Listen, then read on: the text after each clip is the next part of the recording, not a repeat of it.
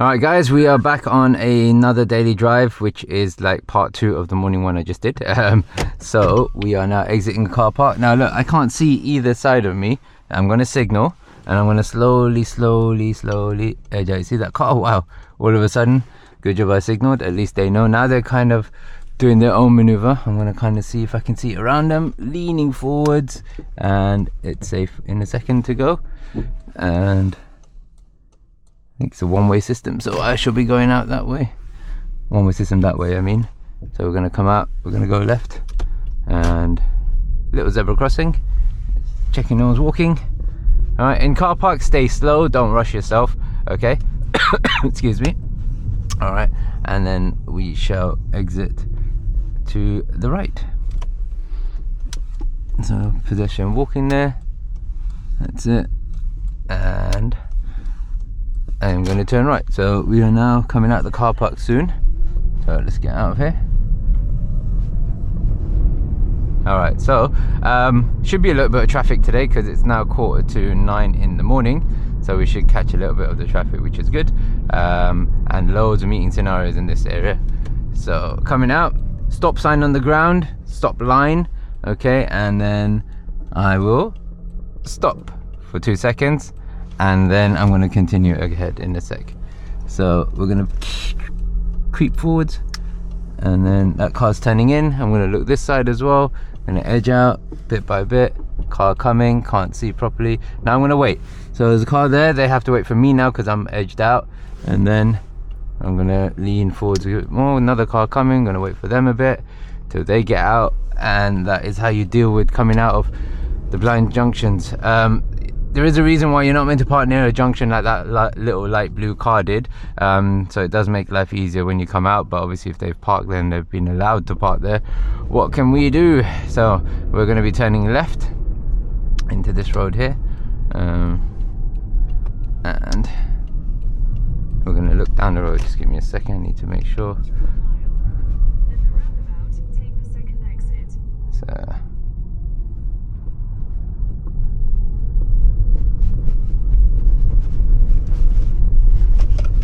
alright, just zoomed in the camera a little bit, that was all. Alright, meeting situation, coming over, getting nice and straight, pedestrian ahead, car behind me. That car has got space to come out again, and then I'm looking behind, they've gone in. I said my thanks.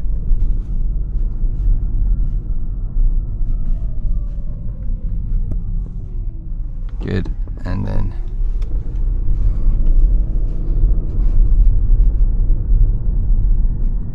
now coming up, can't see around the corner. I don't know what that lady was saying actually, but anyway, car popped out, roundabout coming up.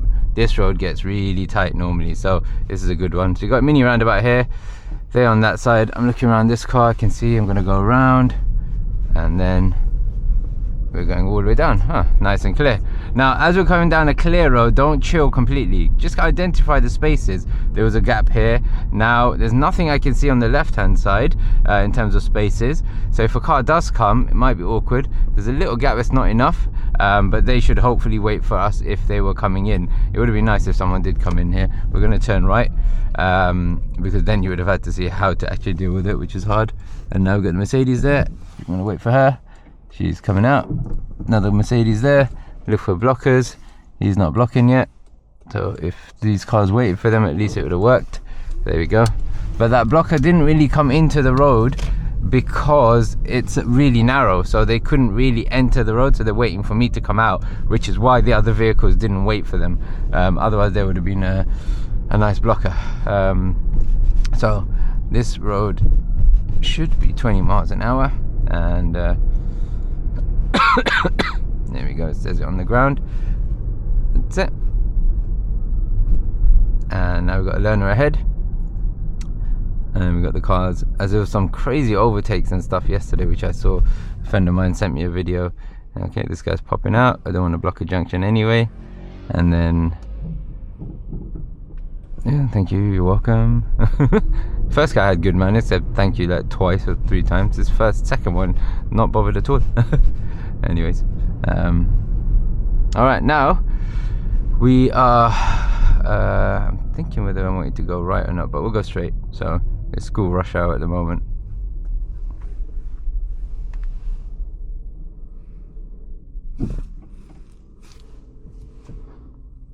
Ooh, look at that dog.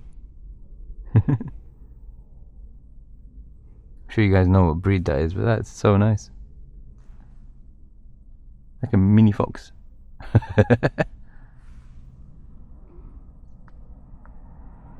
Oh wow, look at that number plate. Almost spells my name. If that K was an H. I don't know if you guys can see it. But funny enough, that's how some people pronounce my name. Instead of saying Ahmed, they say Ahmed or Ahmed. There we go. Oh, learner ahead. They have stalled maybe, or just slow to move off. Alright, hopefully these lights stay green.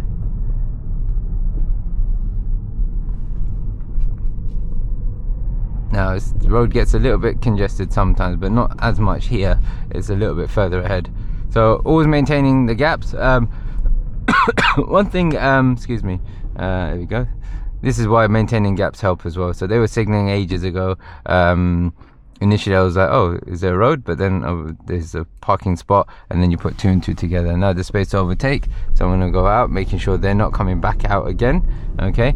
Yeah, well, one of the viewers, my viewers, Adam, he was saying, or complimenting, that generally I'm driving fairly smooth, you know, even at, you know, the speed limits, etc., which is a lovely comment. It was really sweet. But you know, it comes down to a couple of things. Hopefully it's you know, there's experience on my behalf, so I've been driving for many years, but also whenever I stay back from a vehicle, life is just so much easier.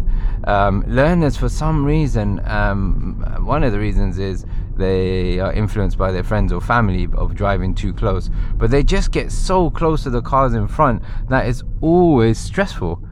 Always you know, sudden braking, or reactions have to be late, or you know, so why do it to yourself? Stay back, make life easier. Look, that car's turning, not even a signal, so it's not an issue.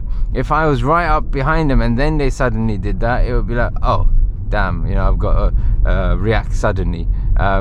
But you know, if you stay back, and now I'm not saying like this distance is massive, so if the speed limit was higher, I would catch up, okay? But I'm not saying stay super far back, but you know, give yourself more chances. Lack of experience means that you're going to generally have later reactions. So with more practice, more experience, you're going to have quicker reactions.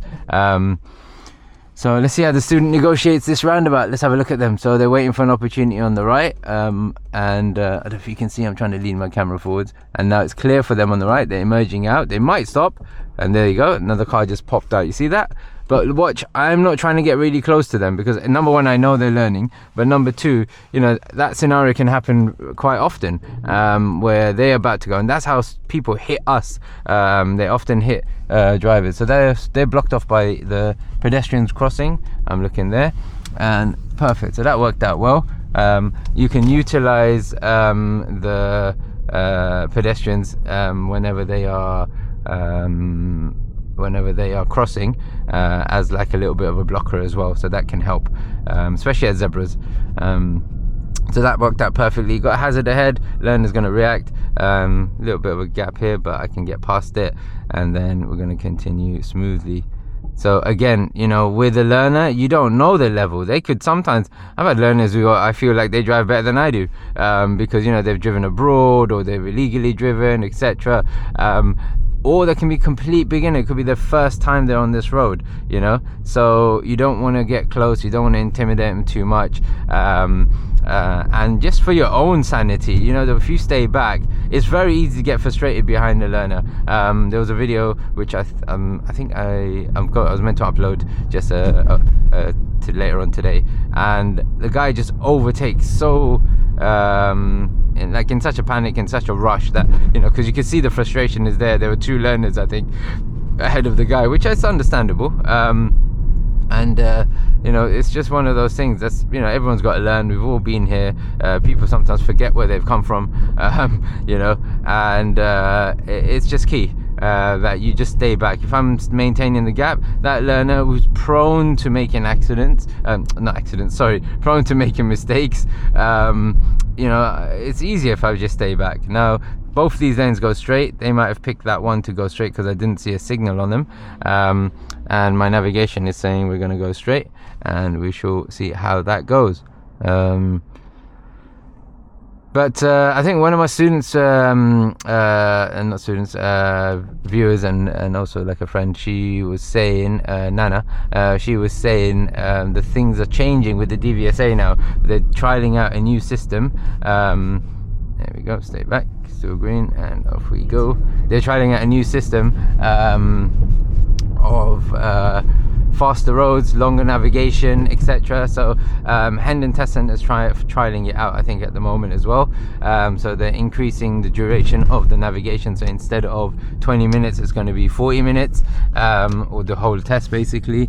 And they want to start making use of faster roads, so they want to hit the national speed limit roads and, you know, longer dual carriageways, which, you know, actually is really, really important, because there are test centres such as Pinner, or, you know, the Greenfield has actually got a couple of fast roads, but Pinner comes to mind all the time. There is nothing around that area that can challenge you in that respect. People still fail, don't get me wrong, but, you know, it's more like meeting scenarios or crossroads or something silly that they might have done, got too close to a car. I mean, it is really, really basic. There's no big roundabouts, there's no multi-lane dual carriageways where you lane change. That cyclist just came flying out from nowhere. That's a good lesson as well. So 30 mile an hour sign as well. But yeah, so you know, it's a good thing that they're changing it a little bit, but certain test centres should not exist. I've had a student who did 2 tests in Pinner with their old instructor many years ago. I must have mentioned this, and they had failed twice. Then I was teaching their cousin here in Hendon, and they said, look, can we do a session up here?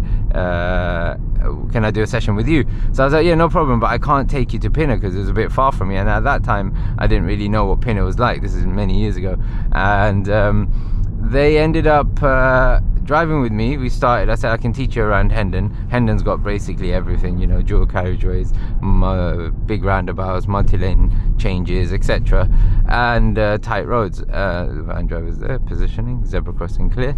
So you see this gap? It's really important. I want to overtake, but now he's going to come out because of those parked cars, so I can't overtake the cyclist. I'm just maintaining a big gap, okay? Think of it like 2 cars maybe, if that, from or a car and a half, you know, at least. I like to say 2 cars maybe, and then it's just safe. If he buckles or trips or anything, I've had the cyclist fall out in front of me before, and so yeah, it can be scary. So yeah, I'm going to take this right turn at the junction, even though I want you to go straight, but I will give you guys a crossroad. So yeah, so back to what I was saying. So they took the lesson with me up in Hendon. I took them to a big roundabout, Apex Corner roundabout, and then when we went to that roundabout, I said, go right, 3rd exit. The student struggled, couldn't get onto it, and I was thinking, okay, this is strange, you know, they've done 2 tests, it should be almost test standard, hopefully, and then we had to lane change back to the left lane, and the student struggled. They couldn't come back to the left lane because the cars are flying at 50 miles an hour on their left hand side, and they were struggling to maintain the pace. And I sort of politely said, look, you know, not to knock you or anything, but, you know, you've done 2 tests, so this sort of stuff, hopefully you should, because they didn't have any faults for, you know, lane changing or anything, hesitation, stuff like that. So I said, you should be able to do this. So I go, what's holding you back, and what you finding difficult? So they said to me, Ahmed, I swear to you, there's nothing like this in you know, in Pinner and stuff like this. And I was like, really? And this is when I didn't know. So he goes, yeah, there's absolutely nothing, no big roads, no lane changing, blah blah blah, on fast roads. And I just thought, this is insane. Imagine he had passed and he had to drive here, because he actually lived closer to here than he did to Pinner, lived up in Kingsbury, and I just thought, this is crazy. He would literally have killed himself on the dual carriageway had he not had practiced that or done it. He ended up acing it and passing it first time at Hendon. You know, so people are always telling me, oh, Pinner's easy, Pinner's easy. The guy failed at Pinner and passed at Hendon, you know. So these test centres, which people do find tough and challenging, they do make you better. and you know, so don't shy away from it. That's my little thing to Nana. Don't shy away from it. You can achieve a higher level of driving when, you know, the challenges are higher. You don't want to just pass it when it's really simple, because, you know, you might struggle later in real life when there's no one next to you to help you out, you know. So you know, just something to keep in mind. These crossroads are taking ages, so let's see how we do it. There is no facing traffic light on the other side on this particular junction. So one of the viewers, Adam, was mentioning that would you do then, or how do you cope with that? And you know, you just have to assess when the cars opposite you are starting to slow down, or literally physically stop, and then you got to react straight away. So let's see how we do it. Sat nav saying go straight, but I'm going to check a right. So let's see. Oh, I've been talking all that time. I'm tired now. All right, so we are coming up there. We're going to see how many cars can fit in the junction as well. Okay, yellow box junction. Are we allowed to wait in it? Of course we are, if our exit is clear. But I don't want to stop here on top of this part of it. But now there's a bit of space so I can go in. Maybe I should stay back, to be fair. It's rush hour, so I'll try and see if I can squeeze in a little bit. But I'll leave a little gap there. Now we can get through, hopefully.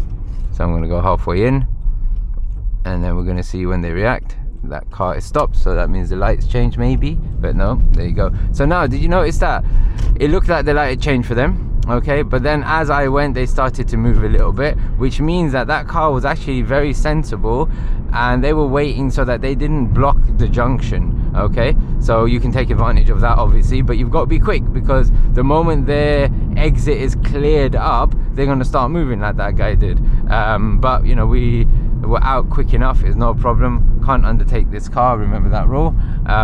So yeah, so you know, you'll have to assess those scenarios, see how it goes, and if that car waits, I go. I'm not thinking about generally why they're waiting too much.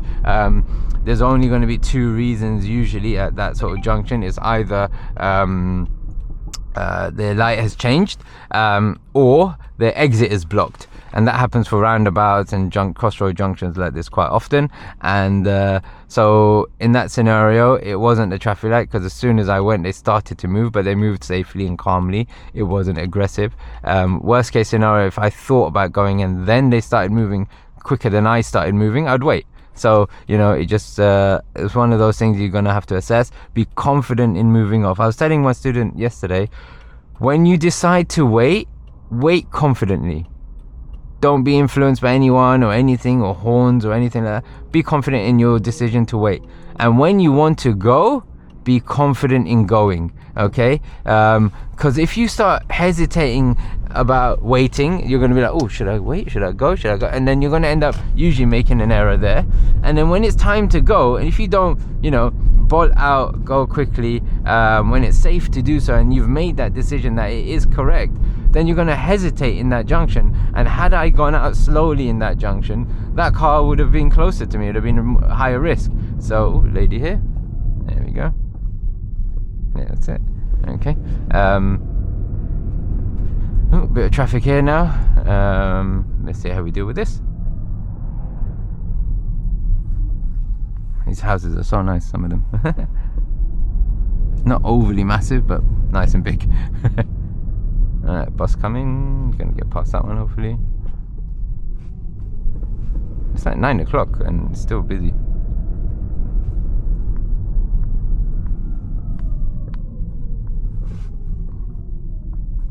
And you should have taken the other road. I took this road just so you guys get that crossroad.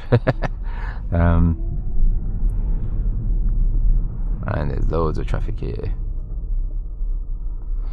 So yeah, hopefully that's helped you guys. I'm not going to bore you with the traffic scenario now. There's a car trying to overtake me now, so I could make their life a little bit easier and tuck in a bit. But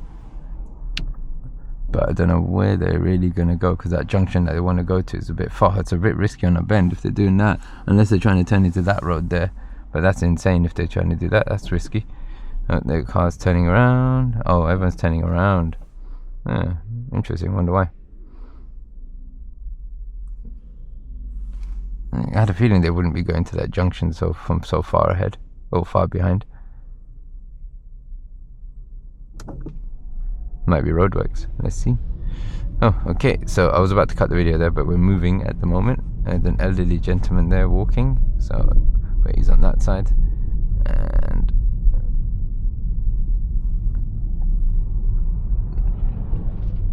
that's just normal traffic, is it? Or yeah, normal traffic. Don't know.